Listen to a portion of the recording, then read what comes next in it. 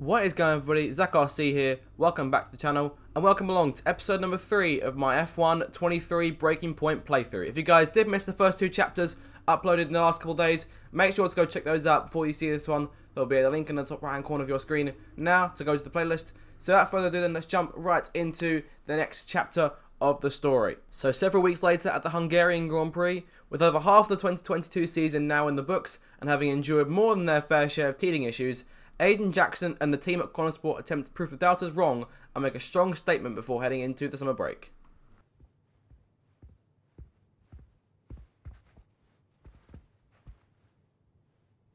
Hey there, can you raise that lamp about 6 inches, right?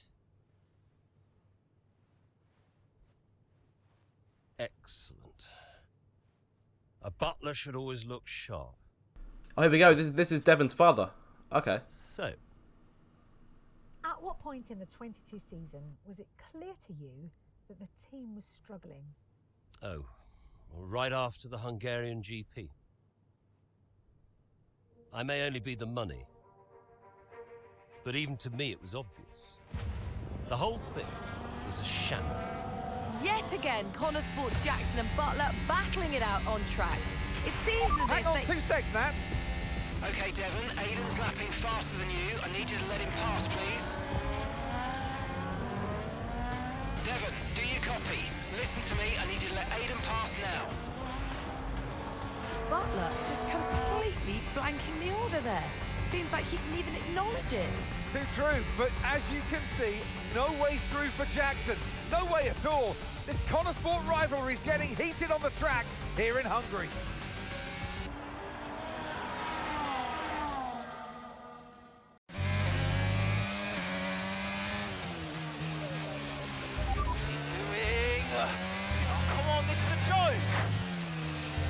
So it looks like Devon's up to his old tricks again here at the Hungarian Grand Prix, refusing the team order that's been put out in front of him. So we've got to take matters into our own hands now as Aiden Jackson and get around him, I assume, before the end of this Grand Prix. We'll get our objective. We've got to overtake Butler by the end of lap number 14. And our bonus objective for this episode is we've got to finish in the top 8 and get the fastest lap, which could be a difficult task now. I've changed the difficulty since the last episode, so hopefully things will be a bit more difficult this time around. Or hopefully only just narrowly make that bonus objective at the end. So chasing down Butler, a bit too far to catch on lap 11. We push on to lap number 12 now. We've used our DRS to a decent extent, and now we can start closing down our teammate in the other Konner Sport car. So the ERS on the exit, make our way through turn 4 and up towards the left-hander of turn 5. Is there enough room to go for a move perhaps? We're going to try and look to the inside if we can, but there's no space. Devon parks the car perfectly, defends fantastically well. Of course, ignoring the order still, so not going to let us by. We have to just try and wait for another opportunity. We get one towards the end of lap number 12 now. Come to the last couple of corners and looking on the DRS when it comes off the last corner to take advantage of Devon in front. So here we go now, off the last corner, battery being used, DRS wide open, going to try and look to the outside. Devon defends underneath, and they look to the top side of the racetrack, going towards that first corner. It's going to be very tight between the two Konner Sport teammates. Into turn number 1 we go. Devon in front of the corner, but on the exit we've got both the battery and the DRS. Once again, we can use that to charge through and take away P15. So that's one objective complete, and we've got an updated objective now to finish inside the top 10. So if we can do that, we need 4 more places as it stands. So Vettel, our next target, to look to the inside and going onto the inside in the chicane. Nice and tight there, squeezing him out on the exit. He holds up Devon very nicely too, so that eliminates any chance of Butler getting back around us. So Alexander Albon and the Williams, our next target as we come through this second sector, getting very close to him. Might go for a move to the inside here, going to this next right-hander. Very, very tight. We've gone too wide as a result. Albon takes full advantage and goes dancing back up our inside. So he's side by side on the run towards the next right-hander. Albon then there's contact. Albon goes across the curve a bit too much. Comes across us. And he hits the side of our car. And we had to just recover it there by using it as a bank there, unfortunately. So we've got away with that damage. Albon now there, behind us in P14, and we're in P13 now. A lap later, chasing down Daniel Ricciardo for P12. So 2 more places to go now for all those points paying positions. DRS now wide open, so once again as we charge towards that first corner, Ricciardo still there, the target in front. They look to the inside, very late on the brakes into the corner compared to the Australian, and up his inside and taking away P12 with relative ease there, and using our battery and our DRS on the exit. And now we've got 2 more places to go in terms of charging towards those points. Only the 2 Alpines separate us from completing our objective right now. So closing down on the Spaniard Fernando Alonso. He's our first target here. Think back to 2021, these two had quite a great race here in Hungary. Looking to try and hold us off here, but we're not going to let them have it too easily. Closing in massively, going a bit too wide there through turn 5, but on the exit keeping it nice and tidy, and now charging towards the same chicane we took Vettel. Go look to the inside of Alonso, defends that a little bit more on the inside though. Same thing we did to Vettel, now up in front of Alonso, and we can start chasing down his teammate Esteban Ocon. So come through towards the end of the lap now, on to the end of number 15, and 3 more laps to go to try and take Ocon, but I don't think we need all 3 laps here. Going to try around the outside, no room, no chance for a good run. Hitting the back of his car there, thought we were going to try for the outside, but there just wasn't enough room. Ocon following his line as he should. Off the final corner, ERS in use once again, DRS deployed as well. To the right hand side of the track, speeds all the way towards the wall there, going towards turn number 1. Get clear of him going into the braking zone. He brakes way too early compared to us, and into that first corner we go. DRS on the exit, and that's us up in the points paying position, so that's one objective completed. Now our bonus still lies there in front of us. Magnussen and Norris separating us from the top 8. The fastest lap is looking unlikely here because the laps are getting slower and slower. As you look to the outside of K-Mag, going towards that first corner, going to try and take away P9 before we even reach turn 1. We will reach turn 1 with that position in hand, and now Lando Norris is our final target for this race in order to beat at least part of that bonus objective. So to close down Norris now. A lap and a half left to go in this Grand Prix, and Valtteri Bottas not too far in front either. We could try and catch him on the last lap. The inside of Norris, late on the brakes into the right-hander, has to give us the room on the exit. Bit too far over the curves perhaps, but we're up into P8 now, and it's short of us taking 2 purple sectors on this final lap, or 3 purple sectors. It's looking unlikely, which we're in the top 8 regardless, so part of the bonus there.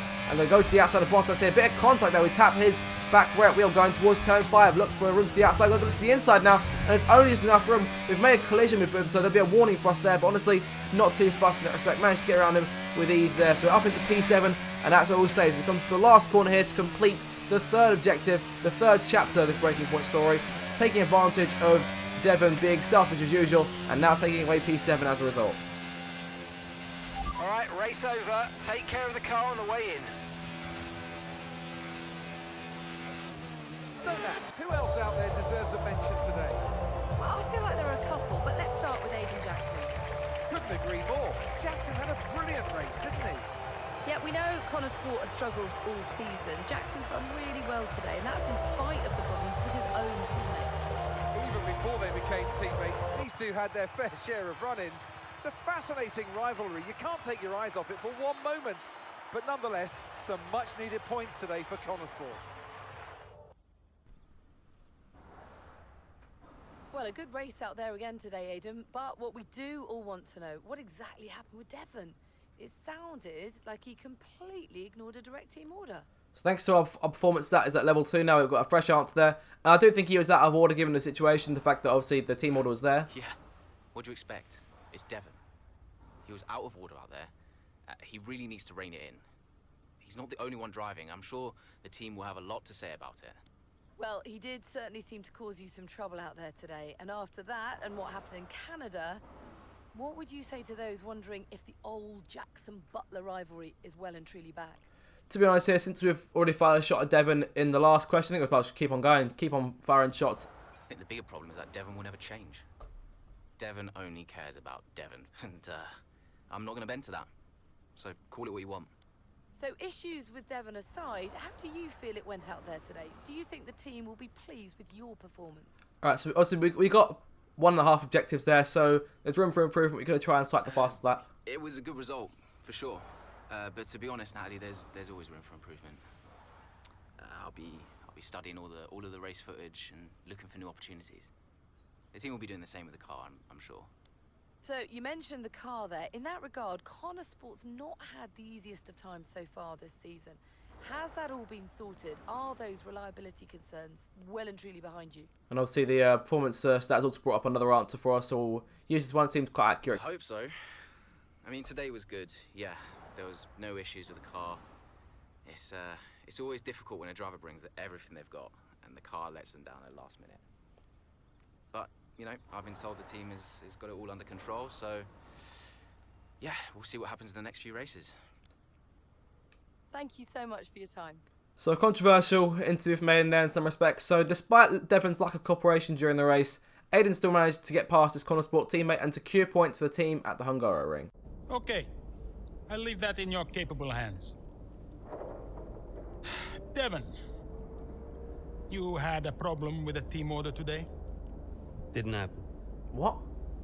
What? Look, I know everyone's saying I ignored it, but it didn't happen. I never got the order. Check the comms. really, mate? Sure, Come the on. workman always blames his tools, eh? Check the comms. Oh, look at Davidoff. He's not having it. Okay, we checked the communication pipeline. Fix it. This cannot happen again. Typical. Oh, here we go. He's storming out. Oh, no. Davidoff swallowed him. Listen, What's the point? it's just Devon being Devon. And what? That makes it okay? He's an arrogant... No, you're right to call him out. But imagine if we didn't give him certain freedoms, he'd be even harder to manage. As his father, I know. Aiden, you're the best driver that we have. And it's right for you to put Devon in his place. He needs it. The team needs it. Thanks. Between you and me, I don't think this team is right for me. I think... Honestly, we don't deserve you. And I know that you're being discussed at other teams. So just keep doing what you're doing. Sure. I'm sorry if I've spoken out of turn. About Devon. Not at all. You know the best way to keep Devon in his place? What's that? Beat it. Well. Quite a turn of events. So here we go then, back in Andreo Konner's shoes now. Back in the post-race hub. Could you take a look at this, please?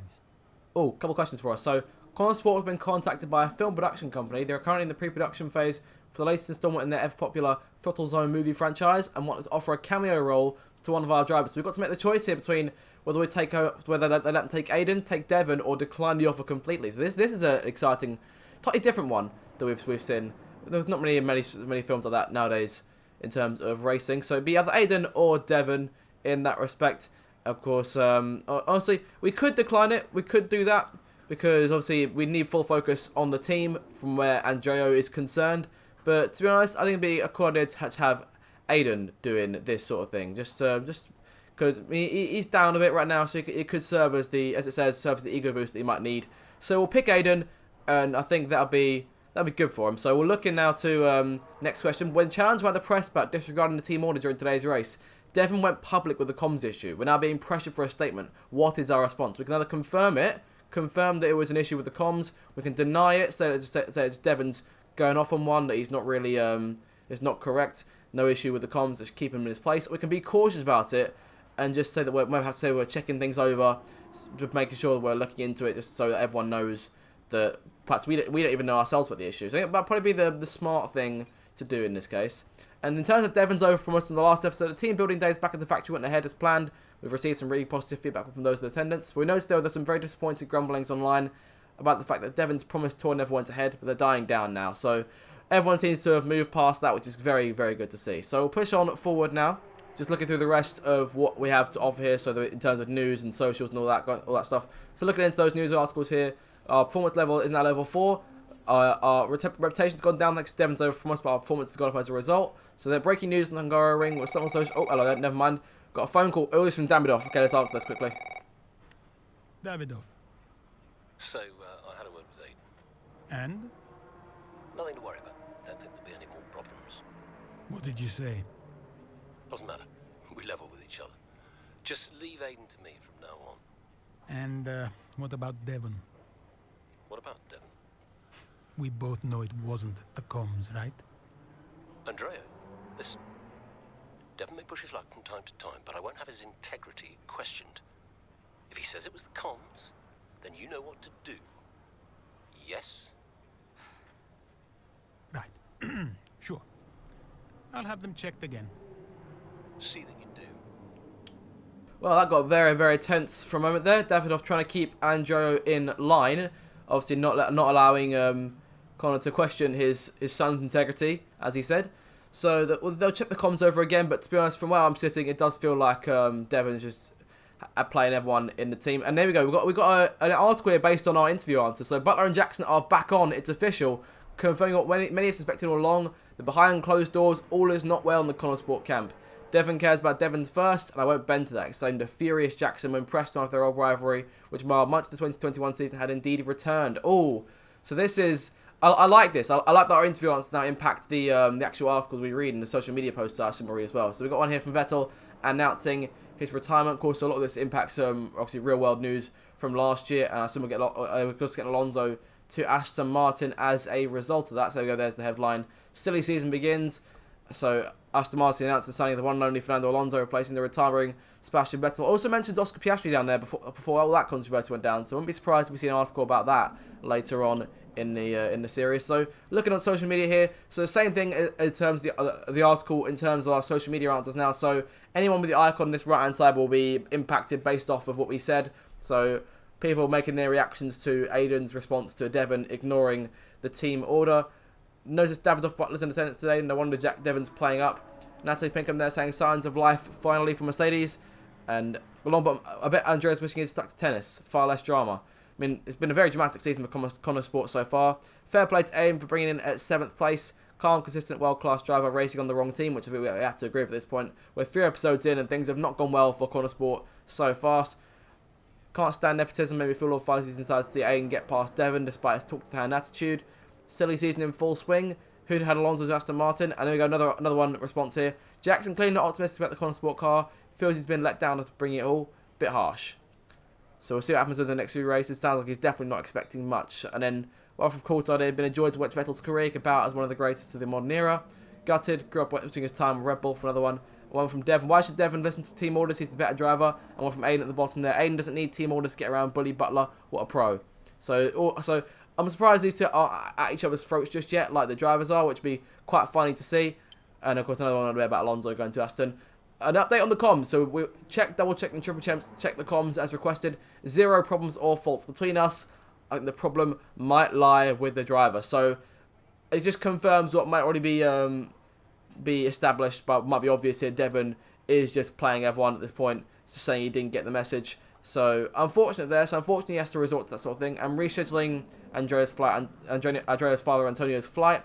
So that's just another one there from the operations manager, booked in at the Lancaster, which sounds like a very nice hotel. Curious as to why he wants to fly out early. Has he told you anything further, or has it still been left as I have some news? So what could that news be? I have to wait and see if that news gets revealed to us later on in the series. Right, so with that then, guys, that's the end of the third chapter of Breaking Point 2. I do hope you've enjoyed this one. If you did, make sure to like, share, and subscribe. Leave a comment down below. Let me know what you enjoyed about it and what I could have improved on. Until the next video, you guys, have a good day, and I'll see you later. Goodbye.